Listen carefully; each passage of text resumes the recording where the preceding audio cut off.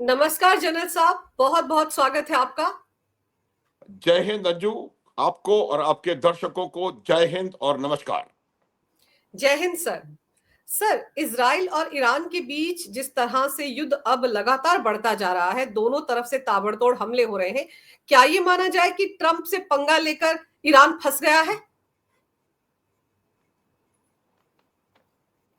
अंजू, जहां तक इजराइल और ईरान का सवाल है, ये देखिए, ये बात बिल्कुल साफ है कि ना तो इजराइल और ना ही अमेरिका ईरान को न्यूक्लियर कैपेबिलिटी हासिल करने देगा। ये बिल्कुल साफ है। इसी वजह से ट्रंप उनको लगातार उन पर दबाव डाल रहे थे। 5 राउंड की बातचीत हो चुकी है और छठे राउंड की बातचीत अभी शेड्यूल थी, जो कि अभी इस लिटिल इम्पास की वजह से उसको उसको हटा दिया गया है, उसको पोस्टपोन कर दिया गया है, या कैंसिल, मान लीजिए कैंसिल कर दिया गया है।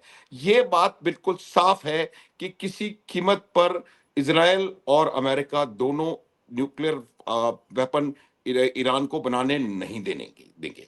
अब उसके मैं आपको वजह बताता हूं। दोनों, अमेरिका और इसराइल दोनों के लिए, इसराइल के लिए खास करके, एक न्यूक्लियर ईरान एग्जिस्टेंशियल थ्रेट हो सकता है। उसकी वजह बताता हूं। देखिए, ईरान जो है हमेशा से इसराइल के वजूद को, उसके एग्जिस्टेंस को नकारता है। उसके, ईरान के हिसाब से इसराइल नाम का कोई देश दुनिया में मौजूद ही नहीं है और ये ऑक्यूपेशन है वहां पर। और इसी वजह से वो हमेशा ईरान के ऊपर, ईरान जो है इसराइल के ऊपर किसी ना किसी प्रकार से उनके ऊपर दबाव बना रहा है। इसीलिए उन्होंने प्रॉक्सीज अपने क्रिएट करे हैं। वो प्रॉक्सीज हुती, 3H जिनको खास तौर पे कहा जाता है, हुती, हिजबुल्ला और हमास, वो भी लगातार इसराइल के ऊपर, इसराइल से लड़ाई लड़ते रहते हैं और इसराइल को किसी ना किसी प्रकार से नुकसान पहुंचाने का प्रयास करते रहते हैं। तो अब ये उनको मालूम था कि, क्योंकि अब देखो, जो इसराइल है वो छोटा देश है, उसके ऊपर 5 अगर एटम बॉम्ब गिर गए तो वो खत्म हो जाएगा। तो इसलिए वो नहीं चाहता कि कोई भी ऐसा राष्ट्र जो कि इसराइल के खिलाफ है वो न्यूक्लियर पावर बने। जो ऐसा राष्ट्र जो कि, जो आतंकवाद को या आतंक परस्त लीडरशिप जहां पर है, और जैसे कि दोनों मैं बताऊंगा, ईरान और पाकिस्तान। हालांकि ईरान काफी बेहतर देश है पाकिस्तान के मुकाबले, लेकिन इन दोनों से इसराइल को परेशानी है। इसीलिए इसराइल के प्राइम मिनिस्टर ने, नेतान्याहू ने, अभी कुछ घंटे पहले या एक दिन पहले अपने स्पीच में यही कहा है कि किसी भी प्रकार से ईरान और पाकिस्तान जैसे देशों को पास न्यूक्लियर पावर नहीं होनी चाहिए, क्योंकि ये आतंक परस्त देश है। उन्होंने पाकिस्तान का नाम लिया है। तो ये मेरा मानना है। तो अब उसमें क्या था कि पिछले कुछ दिनों से ऐसा प्रतीत हो रहा था कि ईरान ने अपने न्यूक्लियर एनरिचमेंट को इस लेवल तक ले आया है कि वो अगले कुछ महीनों में कुछ क्रूड बॉम्ब्स, या 1 साल के अंदर बहुत अच्छे सोफिस्टिकेटेड न्यूक्लियर बॉम्ब्स तैयार करने वाली परिस्थिति में आ गया था। ऐसी स्थिति में यह आवश्यक था कि उसके न्यूक्लियर प्रोग्राम पर स्ट्राइक किया जाए, या तो उनसे बात करके उसके ऊपर वैसे विराम लगाया जाए, अन्यथा उनको उसके ऊपर स्ट्राइक करके उसको इतना पीछे धकेल दिया जाए ताकि वो निकट भविष्य में बॉम्ब को नहीं बना सकें। तो ये बातचीत चल रही थी। ट्रंप ने 2 महीने दिए थे, 60 दिन, और 60 दिन के बाद उन्होंने कहा था कि आप नेगोशिएटिंग टेबल्स पे आइए। 60 दिन तक उन्होंने कोई बात नहीं करी। तो 61वें दिन पर इसराइल ने ईरान के ऊपर हमला कर दिया। और हमला कैसा, इतना खतरनाक, इतना सटीक कि उसके, ये मैंने अपने 4 दशक के सैनिक करियर में और उसके अलावा पूरी जिंदगी में इस प्रकार का हमला नहीं देखा, जहां पर कि एक हमले में, एक दिन में आपकी आर्मी की पूरी टॉप हायरार्की, 6-8 जनरल खत्म हो जाएं, पूरे न्यूक्लियर साइंटिस्ट खत्म हो जाएं। आपने नतान्ज में जो उनका न्यूक्लियर एनरिचमेंट प्लांट है उसके ऊपर हमला कर दिया। कितना नुकसान हुआ है वो आने वाला समय बताएगा। और आपने खंदाब, जो उनकी एक जगह है जहां पर उनका हैवी वाटर प्लांट है, उसके ऊपर हमला करके हैवी वाटर प्लांट को तबाह कर दिया। ये देखिए अंजू, मेरा मानना है कि उन्होंने एक दिन में ईरान के न्यूक्लियर प्रोग्राम को कुछ दशक पीछे धकेल दिया है। ये मेरी समझ है। क्या होगा ये अभी आने वाला समय बताएगा कि कितना एक्चुअल नुकसान हुआ है। दूसरी बात देखने की है कि ये नुकसान इतनी एक्यूरेटली, इतने परफेक्टली वो क्यों कर पाए। एक सबसे बड़ा फोर्स मल्टीप्लायर जो कि ईरान इजराइल का है, उसको मोसाद कहते हैं। इतना जबरदस्त इंटेलिजेंस ऑपरेटिव्स हैं, उन्होंने पूरे ईरान में अपना एक जाल बिछाया हुआ है। इसका उदाहरण इस्माइल खानिया का जो जो असैसिनेशन हुआ था, वो ऐसे समय किया गया था जबकि वहां पर राष्ट्रपति पद का शपथ ग्रहण हो रहा था, और उस समय 80-82 देशों के राष्ट्राध्यक्ष वहां थे। कहने का मतलब यह है कि ऐसी परिस्थिति में जब सिक्योरिटी अपने लेवल की टॉप सिक्योरिटी रही होगी, उस समय जाकर के एक सिंगल रॉकेट से एक कमरे में इस्माइल हैनिया को जाकर के उन्होंने मार दिया। ये काबिलियत है मोसाद की। ये वही मोसाद है जो कि एंटीबी में 4000 मील दूर जाकर के उगांडा में अपने अपने उनको छुड़ा करके ले आता है। ये इजराइल की ताकत है, और उसी ताकत का मुजाहरा हुआ है कि उन्होंने वहीं ड्रोन पार्ट्स में ले जाकर के वहीं से उनको निकाला है। प्रॉपर इंटेलिजेंस, जितने भी मिलिट्री लीडर्स थे वो कहां कब कैसे बैठे होंगे, ये सब पता था, और एक झटके में पूरी सफाई कर दी। तो ये एक बहुत बड़ा और बहुत सफल मेरे ख्याल से ऑपरेशन राइजिंग लायन रहा है।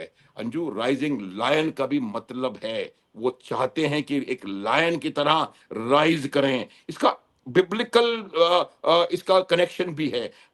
बाइबल का जो न्यूमरिक वो है, उसमें लिखा हुआ है कि राइजिंग लायन का क्या मतलब होता है। ये होता है कि आप behold and rise against an oppression, something like that. तो वहां से उन्होंने लिया है, और उसके बाद नेतन्याहू का कमेंट स्टेटमेंट आया है कि मैं ईरान के लोगों से कहता हूं कि आप उठिए और इस अप्रेसिव रिजीम के खिलाफ आप आवाज बुलंद करिए। आज ईरान में 80% इन्फ्लेशन है। ईरान में 60% जो कि बेरोजगारी जी, का इंडेक्स 60% है। तो ये तमाम चीजें उन्होंने कैलकुलेट करी हैं। वहां पर जो अंडर करंट्स हैं, उसकी भी पूरी इंफॉर्मेशन मोसाद की वजह से इजराइल के पास है, और इसी वजह से उन्होंने इतना जबरदस्त और इतना सक्सेसफुल ऑपरेशन करा है। बिल्कुल सही कह रहे हैं आप सर। आर्मी और एयरफोर्स के 22 टॉप के ऑफिशियल्स मारे गए हैं, 6 उनके साइंटिस्ट मारे गए हैं, और सच में उनकी न्यूक्लियर फैसिलिटी ही सबसे ज्यादा टारगेट पर है। सर, 5 दौर की बैठक चली, छठे दौर की बैठक कल मस्कट में होगी बताया जा रहा था, लेकिन अब तो आपने जैसे बताया कि रद्द ही हो गई। लेकिन सर, ट्रंप जो है वो इसराइल के कंधे पर बंदूक रखकर चला रहे हैं, और ट्रंप क्यों नहीं चाहते कि ईरान के पास भी परमाणु हथियार है, सिर्फ इसलिए कि वो एक कट्टरपंथी देश है। देखिए, मैं ये बता रहा हूं कि अमेरिका में, ट्रंप की बात नहीं कर रहा हूं, कोई भी प्रेसिडेंट आए, किसी भी पार्टी का हो, रिपब्लिकन हो, डेमोक्रेट हो, कोई भी हो, वो उनकी कुछ पॉलिसीज बिल्कुल स्टैंडर्ड स्टैटिक पॉलिसीज हैं, और वो नहीं चाहते कि मिडिल ईस्ट में पावर इम्बैलेंस हो, क्योंकि मिडिल ईस्ट में अमेरिका के इंटरेस्ट्स हैं। अमेरिका के 15 बड़े मिलिट्री बेसेस हैं मिडिल ईस्ट में, 45 जगह उनकी और मिलिट्री प्रेजेंस है, 60 उनके वहां पर वो हैं, उनको इकोनॉमिक इंटरेस्ट। देखिए, मैं आपको अमेरिका के बारे में एक बात बताना चाहता हूं। देखिए क्या हुआ कि लोग कहते हैं कि अमेरिका डेमोक्रेटिक कंट्री है और डेमोक्रेसी के लिए ये करता है वो करता है। ये मैं आपको इसके कुछ 2-3 उदाहरण देके इसको क्लैरिफाई कर देना चाहता हूं। आज से दशकों पहले अमेरिका ने लैटिन अमेरिका में चिली, निकारागुआ, ऐसी 2-3 कंट्रीज को सपोर्ट दिया हमेशा, जबकि ये तमाम कंट्रीज बहुत जबरदस्त जबरदस्त डिक्टेटरशिप का कंट्रीज थी। ये क्यों दिया? क्योंकि वो एंटी कम्युनिस्ट नेशंस थे। तो ये अमेरिका का शुरू से उनका सिस्टम रहा है। उन्होंने मिडिल ईस्ट में, क्या मिडिल ईस्ट में कहीं भी आपको डेमोक्रेसी नजर आती है? तो ये डेमोक्रेसी की चैंपियनशिप नहीं है, और दुनिया का जो सबसे बड़ा डेमोक्रेटिक देश है भारत, उसके खिलाफ वो बात कर रहे हैं, उसके खिलाफ वो पाकिस्तान की मदद कर रहे हैं। तो अमेरिका का बिल्कुल क्लियर कट एम है अपना इंटरेस्ट। और अब तो ट्रंप साहब ने आकर के मागा और शुरू कर दिया, मेक अमेरिका ग्रेट अगेन, और वो अपने इंटरेस्ट देखते हैं, और किसी बात की उन्हें कोई परवाह नहीं है। उन्होंने यूक्रेन का जो हाल किया है, सिर्फ और सिर्फ इसलिए कि वो रूस को कमजोर कर सकें। सिर्फ इसलिए उन्होंने यूक्रेन का ये हाल करवाया है कि आज वो बिल्कुल नेस्त नाबूद लगभग हो चुका है। अब वही वो काम। तो मैं इजराइल के बारे में सिर्फ एक बात बताना चाहूंगा कि इजराइल स्वयं से इतना ताकतवर है कि वो अमेरिका को पूरी तरह से इस्तेमाल अपने आप को करने नहीं देगा। इजराइल की अपनी ताकत बहुत है। मैं यही बताता हूं कि इजराइल का और ईरान का जो फंडामेंटल डिफरेंस है वो यही है कि उनके पास क्वालिटेटिव कॉम्बैट ओवर रीच है, over match. Qualitative combat over match मतलब क्वालिटेटिवली वो ईरान से कहीं ज्यादा ऊपर है। देखिए, जब दो ऐसे देश जो कि 1500 किलोमीटर अपार्ट हैं, 1000 से 2000 किलोमीटर के बीच में डिस्टेंसेस हैं वेरियस सिटीज के, वो जब लड़ाई लड़ते हैं तो वो लड़ाई मिसाइल से, ड्रोन से, नॉन कॉन्टैक्ट वॉर होती है। आपके पास टैंक कितने हैं, इन्फेंट्री कितनी है, इससे कोई अंतर नहीं पड़ रहा है। और नॉन कॉन्टैक्ट जब वॉर होती है तो उसमें आप टेक्नोलॉजिकल एडवांसमेंट, सोफिस्टिकेशन और better generation weapon systems matter करते हैं। आज आप देखें इजराइल की एयरफोर्स में हर किस्म का हथियार अवेलेबल है, F-35, F-16I और एनीवन एंड एनीवन। तो इजराइल जो है वो क्वालिटेटिवली कहीं ज्यादा सुपीरियर है। और इस वजह से इस प्रकार की जो जो जो लड़ाई इजराइल और ईरान में हम देख रहे हैं वो एक मिसमैच है। और अनलेस कोई बाहर वाला आकर के उनकी मदद करे तब तक वो इजराइल का सामना मुझे नहीं लगता कर पाएंगे। ये जो operation whatever they are calling it जो कर रहे हैं वो अपने लोगों को कहीं ना कहीं बताने का एक जरिया है कि हमने हमले का बदला ले लिया। लेकिन वो बदला मेरे हिसाब से कोई बहुत ज्यादा बड़ा बदला है नहीं। उन्होंने 200-300 मिसाइल्स फायर किए हैं कल, 200, 150, 200। और उन मिसाइल्स अब कोई हर एक इक्विपमेंट की हदबंदियां होती हैं, उसमें से कुछ मिसाइल्स निकल करके लगे हैं, नुकसान हुआ है। जब लड़ाई है तो नुकसान होगा। बिल्कुल। यही बात तो हम भी बता रहे थे कि पूरा जब इंडिया पाकिस्तान लड़ाई है तो नुकसान तो होगा ही। कोई दूसरा बिल्कुल लेट के तो नहीं लड़ रहा ना आपसे। तो नुकसान हुआ है। लेकिन जो अचीव इजराइल ने किया, देखिए आप सिंदूर में और आप राइजिंग लायन में बहुत सारी सिमिलैरिटीज हैं। इतना एक्यूरेट, इतना टोटल सरप्राइज, वंडरफुल डिसेप्शन, बहुत जबरदस्त तरीके से उन्होंने इस स्ट्राइक को किया है और बहुत कामयाब स्ट्राइक किया है। उसका रिटेलिएशन हुआ है वो क्योंकि देखिए फर्क वही है, जब हमने हमला किया सरप्राइज हासिल किया, जब पाकिस्तान का आया तब हम तैयार थे। उसी बिल्कुल। प्रकार से जब इजराइल ने हमला किया तो सरप्राइज डिसेप्शन पूरा था, 100%। सोते हुए पकड़ा है उन्होंने ईरानियों को, वरना कोई सवाल पैदा नहीं होता कि 15-20 आपके टॉप जनरल्स, एयर मार्शल्स मर जाएं और साइंटिस्ट मर जाएं, नातांज पे हमला हो जाए और हैवी वाटर एनरिचमेंट हर जगह हमला हो जाए। तो ये तमाम चीजें, और जब उनका आया वो तैयार थे, एयर डिफेंस उनकी इन पोजीशन थी, अमेरिका के जो नेवल एसेट्स हैं वो इन पोजीशन थे। तो बहुत जबरदस्त डिफरेंशिएशन है। तो ये मानना है अमेरिका का एक बहुत बड़ा एसेट है इजराइल। लेकिन मैं ये नहीं कह रहा कि अमेरिका इजराइल के कंधे पर बंदूक लगा के चल रहा है। इजराइल के अपने कंपल्शंस हैं। इजराइल ने 1947-48 में बताया है, 1967 में बताया है, 1973 में बताया है और उसके बाद लगातार बता रहा है कि वो कैसे चारों तरफ शत्रुओं से घिरा होने के बावजूद किस प्रकार से वो अपने वजूद को बचा करके रखा हुआ है, अपने अपने एग्जिस्टेंस को उसने बचा करके रखा हुआ है। सर, जैसे आपने सिमिलैरिटीज की बात की ना कि ऑपरेशन राइजिंग लॉयन और ऑपरेशन सिंदूर में सिमिलैरिटी, आप देखिए ना कि वो जो नूर खान एयरबेस है उसके पास ही बगल में वो किराना हिल्स थी जहां पर पाकिस्तान ने अपना वो न्यूक्लियर एसेट संभाल कर रखे हुए थे। वहां पर भी तो एक प्रिसाइजली ब्रह्मोस गिरी थी ना। तो एक तरह से बिल्कुल। भले ही हमारी आर्मी के चीफ ये कहें या एयरफोर्स के चीफ कहें कि हमें नहीं पता वहां क्या था, लेकिन टारगेट पर तो उनके भी न्यूक्लियर एसेट ही थे ना। बिल्कुल, देखिए ये एक एक डेमोन्स्ट्रेटिव स्ट्राइक थी हमारी। हम उनको ये बताना चाह रहे थे और जो हमने उनको बता दिया कि हम कहीं भी हमला करने में सक्षम हैं। और ये किराना हिल में और नूर खान में जाकर के जब हमला किया है तो ये उनकी आंखें खुल गईं। उसके बाद से पाकिस्तान के किसी भी आदमी से, चाहे वो जनरल हो, चाहे वो पॉलिटिकल लीडर हो या कोई और हो, कोई ब्लफ नहीं आया। ये चाइल्डहुड ब्लफ जो है, न्यूक्लियर ब्लफ, ये परमानेंटली डन एंड आउट कर दिया है हमने हमारी सेना ने। ये बिल्कुल क्लियर हो गया है। देखिए इसमें 2-3 बातें और मैं बता रहा हूं, हमने पहले भी इसके बारे में बात करी थी। और ये बात ये है कि बिल्कुल जो एसेट्स हैं वहां पर अमेरिका के इंटरेस्ट्स रखे हुए हैं, we will leave it at that. अपने दर्शकों को अपने आप सोचने दो कि मैं क्या कह रहा हूं। ये जो तमाशा हुआ है और जो 2.5 दिन में वो अपने घुटनों पर आया है, उसकी वजह यह है कि वो अमेरिका के एसेट्स को संभाल के नहीं रख पाया और उनके ऊपर तक हमला हम कर पाए। बहुत जबरदस्त मैसेज किया है और एक ऐसा डेमोन्स्ट्रेशन ऑफ एक्यूरेसी और पावर का हमने करके दिखाया है, और वही का वही इजराइल ने ईरान में किया है। और एक और बात बताता हूं, इजराइल ने जो ऑपरेशन सिंदूर है उससे और लेसन्स निकाल करके और उससे बेहतर तरीके से वहां पर काम करके दिखाया है। और ये तमाम जो चीजें हैं, इसमें आप ये बात कभी ना समझें कि ये इजराइल ने अपने आप किया है। अमेरिका को पूरी जानकारी थी। टाइमलाइंस मैंने आपको समझा दी। 60 दिन का समय, 61वें दिन फायर, हमला।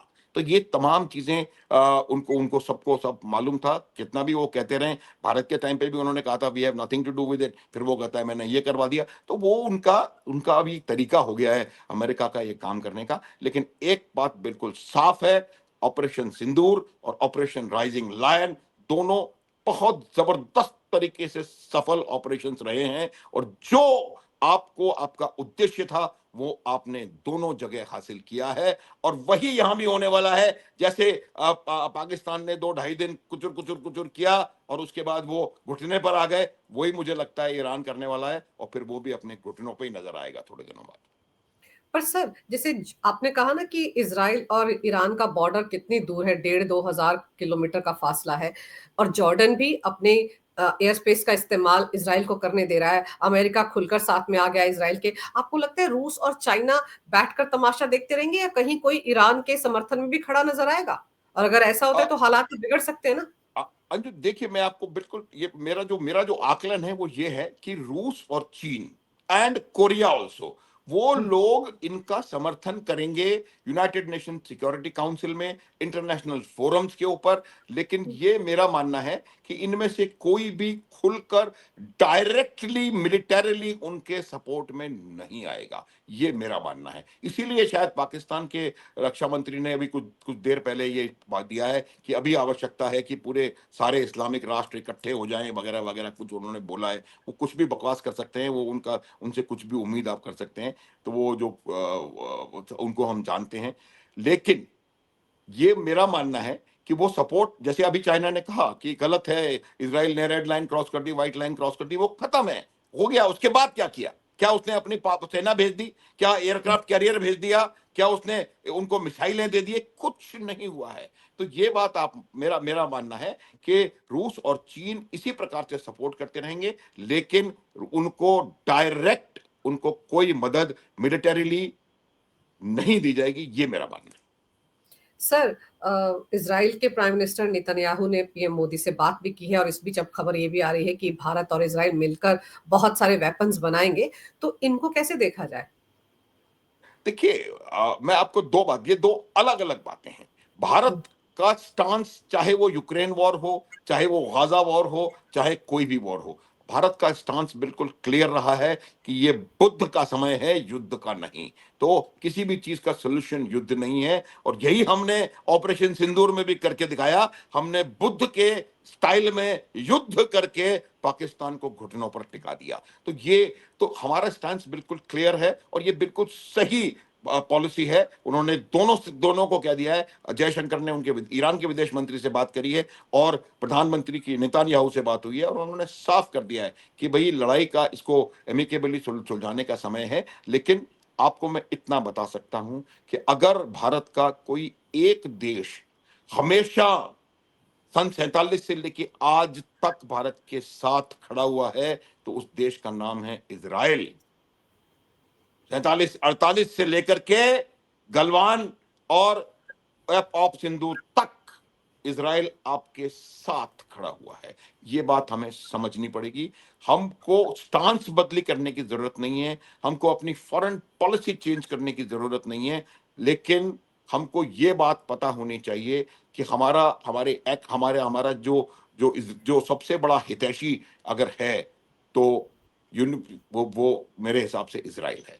हर जगह उन्होंने हमारी मदद की है, हर जगह उन्होंने, इनफैक्ट गलवान के बाद उन्होंने ये कहा था कि भारत के ऊपर अगर कोई हमला होगा तो it will be deemed to have Israel deemed to have been attacked. तो उस लेवल तक हमारी हमारी उनसे वो है। और जहां तक सवाल इकट्ठे प्रोडक्शन करने का है डिफेंस इक्विपमेंट का, तो उसमें कोई हर्ज नहीं।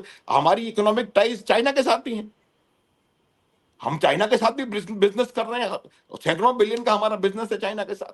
कोई इसमें कोई कुछ नहीं होता, ये आपका आपका इकोनॉमिक एक्टिविटी है जो कि चलते रहने चाहिए। इसमें ना तो ईरान को परेशानी होनी चाहिए, और ना अमेरिका को, ना रशिया को, ना चाइना को।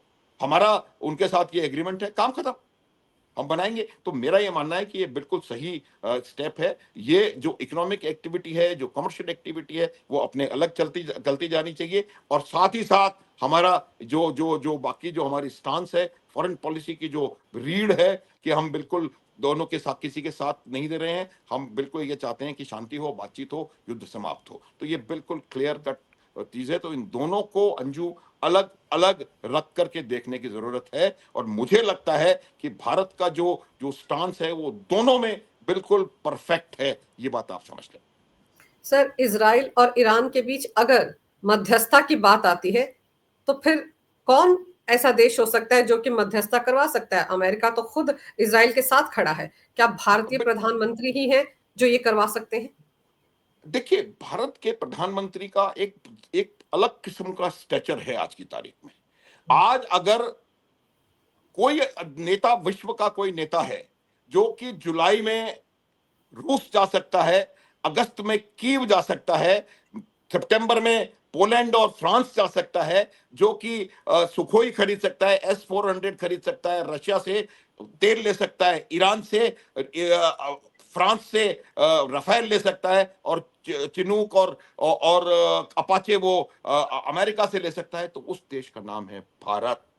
तो भारत का जो है स्टेटस बिल्कुल अलग है। और ये पिछले 10-12 साल में इतना जबरदस्त उभर करके सामने आया है कि अगर पॉसिबिलिटी है तो दोनों देश भारत की तरफ देख सकते हैं। लेकिन मेरा अभी भी ये मानना है कि ईरान, अगर उसको एक्सटर्नल सपोर्ट नहीं मिलेगा, तो वो बहुत ज्यादा समय तक लड़ाई कर पाए, ऐसा मेरा मानना है कि ऐसा शायद ना हो सके। लेकिन ये आने वाला समय बताएगा कैसे चीजें अनफोल्ड होती हैं। इसराइल के जो मिसाइल सिटीज हैं, ईरान की उन मिसाइल सिटीज को इसराइल ने डिस्ट्रॉय करा है, बहुत ज्यादा उनको नुकसान हुआ है। उन्होंने चाइना से ऑलरेडी सॉलिड फ्यूल मंगाना शुरू कर दिया है। जो भी फ्यूल मिसाइल के प्रोडक्शन के लिए चाहिए, उनको बनाने में समय लगेगा। तो एक जो मिसमैच, या मैं इसकी बात कर रहा था, वो बिल्कुल आपको देखनी पड़ेगी, समझनी पड़ेगी कि इजराइल जो है वो बहुत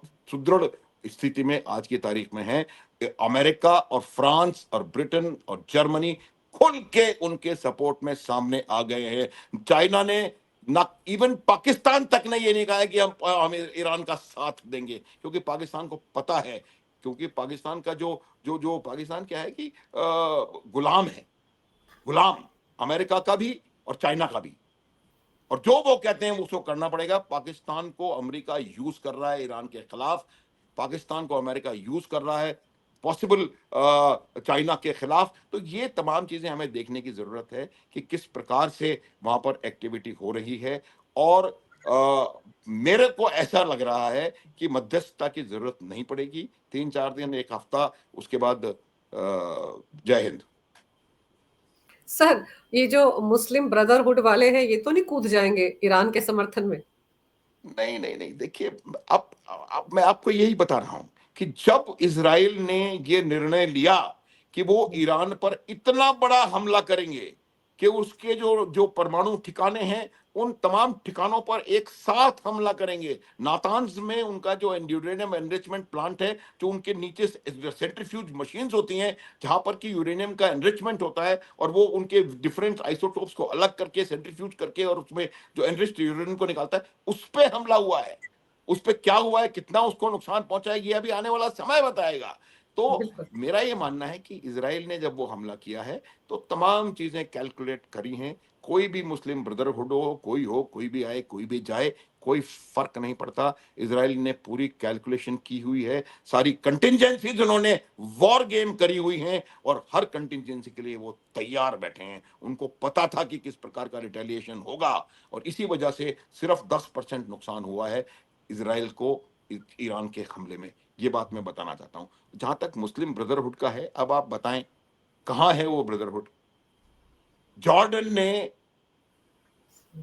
इसराइल को अपनी एयर स्पेस दे रखी है, सऊदी ने अपनी एयर स्पेस दे रखी है, उसके ऊपर से जाकर के F-35 ईरान में हमला कर रहा है। कहां, किस मुस्लिम ब्रदरहुड की बात कर रहे हो आप? ये वहां पर उनके आपस के इतने इंट्रिकेट रिलेशनशिप हैं।